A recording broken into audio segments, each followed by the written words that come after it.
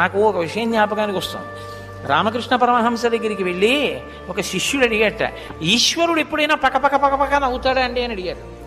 అడిగితే రామకృష్ణ పరమహంస అన్నారు, అసలు ఈశ్వరుడు చేసేదే ఆ పని, ఎప్పుడూ పకపక నవ్వుతూనే ఉంటాడన్నారు. అంటే అయ్యో ఎందుకండి అలా పకపక ఎప్పుడూ నవ్వుతూ ఉండడం అని అడిగారు. అడిగితే టేపు పట్టుకుని భూమిని కొలతలు వేసుకుని నాదని రిజిస్ట్రేషన్ చేయించుకున్న వాళ్ళు చాలామంది నా దగ్గరికి వచ్చేసారు, మళ్ళీ ఇవాళ ఎంతమంది బయలుదేరి కొలత వేసుకుంటున్నారు అని నవ్వుతుంటాడు రా ఈశ్వరుడు అన్నారు. నిజం కదండి.